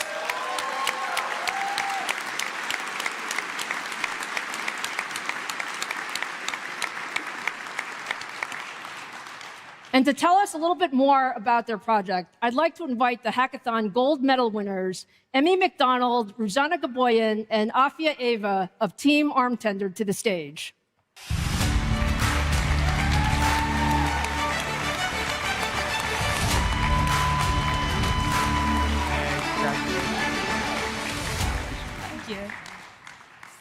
All right, you guys are amazing. Congratulations on the incredible work. Now, before you talk about the project, can you just share a little bit about yourselves, like where are you from and when did you start coding? Sure. I'm Emmy, I'm 17, and I'm from Chapel Hill, North Carolina. I I started coding when I was around 12, and I joined Hack Club when I was 16. Good evening, everyone. It's great to see you all. My name is Rosanna Gaboyan, and I'm a 17-year-old student from Cleveland, Ohio. I started coding when I was 12, and I joined Hack Club as soon as I turned 16. Hi, everyone. My name is Afia. I'm 18 from Beaver Dam, Wisconsin. I started coding about 2 years ago through Hack Club. That is fantastic. Now, tell us a little bit about your project. Of course. Together with Rosanna and Afia, my Hack Club teammates, we built an AI robot barista. It's a robotic arm that autonomously serves beverages using a motorized wheel that spins to select a soft drink. We trained a single unified vision language model to multitask using the AMD Developer Cloud with MI300X GPUs. The robotic arm runs entirely on an AMD Ryzen AI laptop using 3 cameras. And we came to the hackathon with no previous AI training experience. Now, can you believe that? No previous AI training experience, and this is what they did?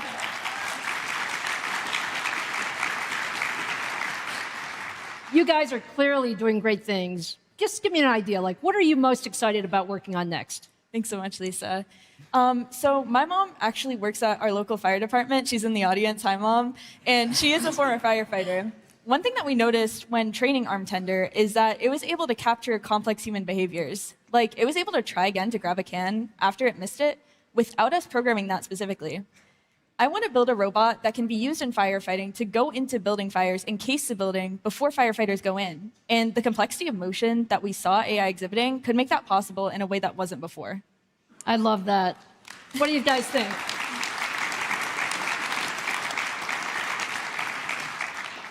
Well, look, we are all about encouraging and inspiring young people to pursue their dreams. And tonight, we actually have a special surprise for you guys. So AMD is awarding each of you a $20,000 educational grant to invest in your future as innovators to help you keep building. Thank you so much. Thank you so much. Look, you guys are just a great example of what the AI Education Pledge is all about, because what you've created, it's clear that there's so much we can do. So congratulations to all of you. And Michael, thank you for being here and really helping bridge all of this together. We appreciate everything you're doing for the country and for the industry. Thank you so much. Thank you, guys. Congratulations.